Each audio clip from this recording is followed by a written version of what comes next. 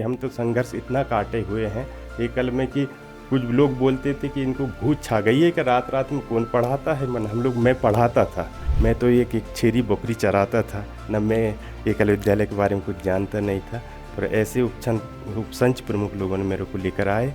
आज भी मैं गांव जाता हूं तो वो भी आज भी मेरे को आचार्य ही बोलते हैं बच्चे लोग। ऐसे ऐसे बच्चे को मैं आज भी इतना पढ़ाया हूँ। कुछ बच्चे ऐसा है कि आज CISF में है कि मैं तो वो उस लायक का था ही नहीं पढ़ने।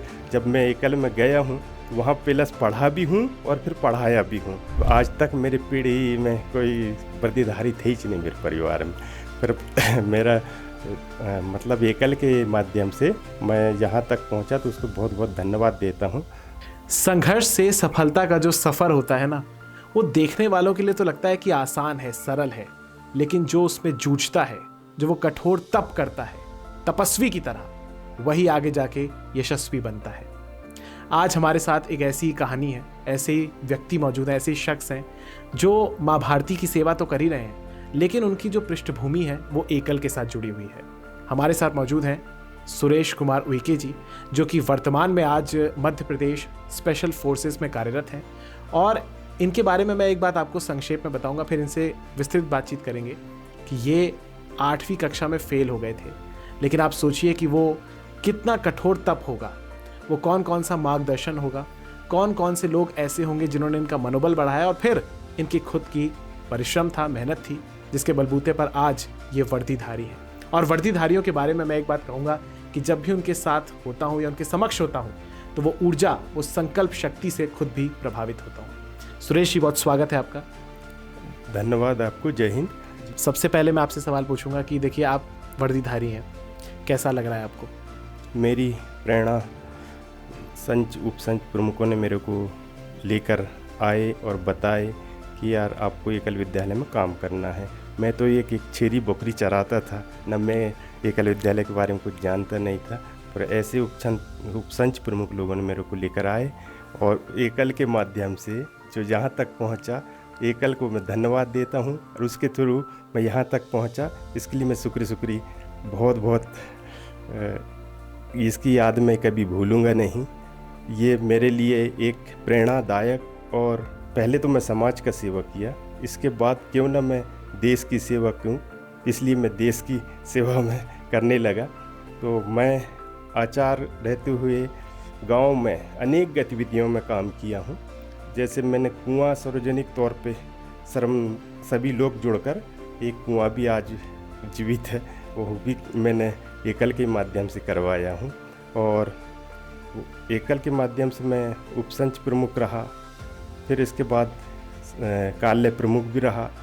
और इसके एकल के माध्यम से मैं पहले तो मैं कुछ नहीं जानता था, 8वीं तक मैं पढ़ा हुआ था। इसके बाद फिर मैं क्यों ना आगे बढ़ूं, इसलिए मैं 10वीं पेपर दिया, 10वीं पास हो गया।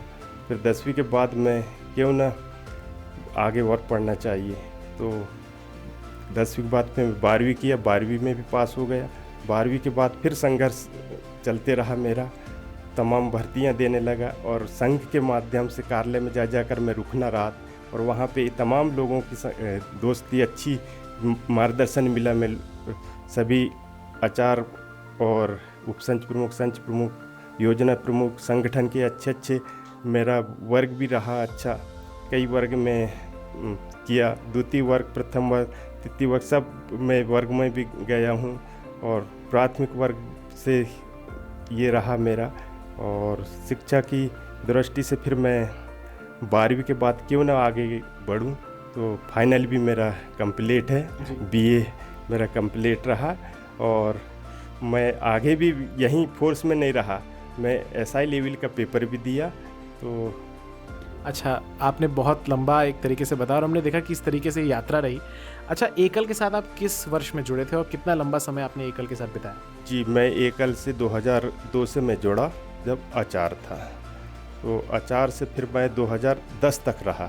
2010 के बाद मेरा मध्य प्रदेश सशस्त्र बल में ज्वाइनिंग हो गया। तो मैं सागर, फर्स्ट पोस्टिंग मेरी सागर रही, तो सागर में ज्वाइनिंग किया। इसके बाद फिर मैं ये छिंदवाड़ा ये किया, और आज मैं देश की सेवा और अच्छे अच्छे लोगों के साथ हम रहते हैं, बैठते हैं, उठते हैं, बड़ा एक महसूस होता है। आज भी एकल का मेरे को याद आती है कि क्यों न मैं एकल का मार्गदर्शन होते हुए, और ऐसा नहीं, आज भी मैं गांव जाता हूं तो वो भी आज भी मेरे को आचार्य ही बोलते हैं बच्चे लोग।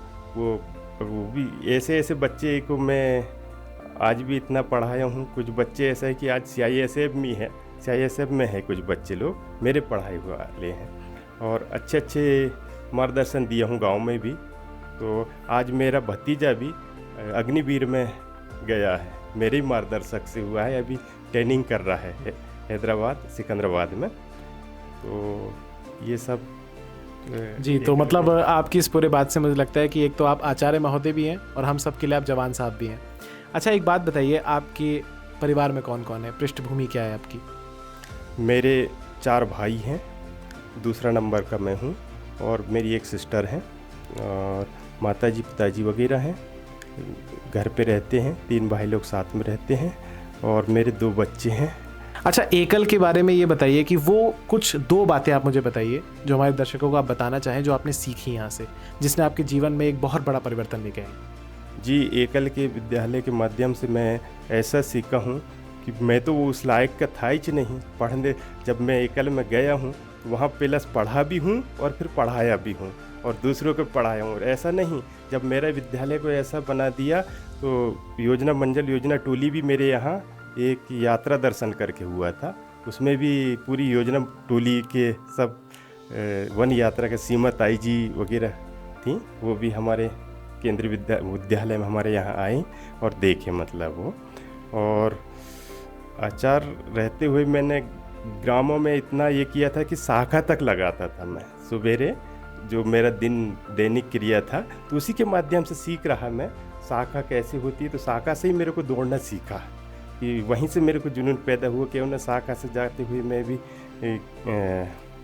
आगे क्यों ना बढ़ूं। तो इसलिए मैं वहीं से दौड़ना सीखा, तो दौड़ते रहा, ट्राई करते रहा, सब बच्चों को भी सिखाया वहाँ पे। अच्छा, अंतिम 2 सवाल। जब आपको पहली बार जब आपका सिलेक्शन हुआ और जब वर्दी आपने धारण की, आप अपने घर वालों के सामने आई, क्या फीलिंग थी, कैसा अनुभव रहा वो? बहुत अनुभव रहा। आज तक मेरी पीढ़ी में कोई वर्दीधारी थे ही नहीं मेरे परिवार में, पर मेरा मतलब एकल के माध्यम से मैं यहाँ तक पहुँचा, तो उसको बहुत बहुत धन्यवाद देता हूँ। और आगे भी हम एकल के लिए आभारी रहेंगे, और संघर्षशील जहाँ भी कार्यक्रम रहेगा, प्रशिक्षण रहेगा, हम लोग अगर जाएंगे, बताएंगे, पुराने अनुभव बताएंगे। हम तो संघर्ष इतना काटे हुए हैं एकल में कि कुछ लोग बोलते थे कि इनको भूत छा गई है कि रात रात में कौन पढ़ाता है। मैं पढ़ाता था, भले 4-5 बच्चे लोग या 10 बच्चे, मेरा एक रूटीन बना हुआ था कि मैं हर दिन पढ़ाऊँगा। ये मेरा एक जुनून पैदा हो गया था, और मैं भी पढ़ूँगा प्लस उन बच्चे लोगों को पढ़ाऊँगा, चाहे कुछ भी होए। कई बार मेरे ये हुआ, पर नहीं, मैं चलते रहा, संघर्ष करते रहा, और फिर इसी संघर्ष में आगे बढ़ा। चलिए, अंतिम प्रश्न है। इस इंटरव्यू को जो लोग भी देख रहे हैं हमारे दर्शक, अगर वो सेना में जाने की तैयारी कर रहे हैं, अर्धसैनिक बलों में जाने की या फोर्सेस में जाने की तैयारी कर रहे हैं, उनके लिए आप क्या एक स्पेशल संदेश देना चाहेंगे? मैं तो संदेश यही देता हूँ कि अच्छे से अच्छे देश सेवा के लिए करें, क्योंकि मेरा खुद भतीजा ही ये हुआ है, फर्स्ट ही बार में हो गया है, मेरा भतीजा अग्निवीर में गया है, अभी प्रशिक्षण में है। तो मैं और भी साथी लोगों को कहता हूँ कि आगे बढ़ें, संघर्ष करें, संघर्षशील संगठित रहें और संघर्ष करते रहें अपना, और पीछे ना हटें। और इसी उद्देश्य से मेरा बच्चा भी एकल विद्यालय में पढ़ रहा है, 6वीं क्लास में। मैं भी एकल विद्यालय में पढ़ा हूँ और पढ़ाया भी हूँ और पढ़ा भी हूँ, क्योंकि मार्गदर्शन तो मेरा एकल विद्यालय रहा। तो इसलिए मैं क्यों ना मेरा बच्चे को भी एकलव्य विद्यालय में कर दूं, इसलिए मैंने वहाँ पे एकलव्य विद्यालय में किया हूँ। तो आज भी मेरे को एकलव्य विद्यालय के ज़्यादा याद आता है कि मैं एकल विद्यालय के हूँ, आज भी यही सोचता हूँ। चलिए, तो ये थे हमारे साथ सुरेश कुमार उइके जी, जो कि इस बात का जीता जागता प्रमाण है कि किस तरीके से आप संघर्ष करिए और आप कर्मठ हैं, आप में लगन है, आप मेधावी हैं तो किसी भी कामयाबी को आप हासिल कर सकते हैं। और लगातार उन्होंने एक चीज़ जो नोट डाउन करने वाली थी वो ये थी कि उन्होंने श्रेय दिया एकल को, जो अनुशासन वहाँ पर उन्होंने सीखा, जो पंक्चुअलिटी उनके अंदर आई, जिस तरीके से वहाँ पर उन्होंने हार्डवर्क किया, सीखा, चीज़ों को समझा, आज देखिए कि वो हमारे सामने वर्दी में है। ऐसी तमाम प्रेरणा से भर देने वाली कहानियों के साथ हम आते रहेंगे। इस वीडियो को ज़्यादा से ज़्यादा शेयर कीजिएगा और हमारे चैनल को सब्सक्राइब कीजिएगा। धन्यवाद।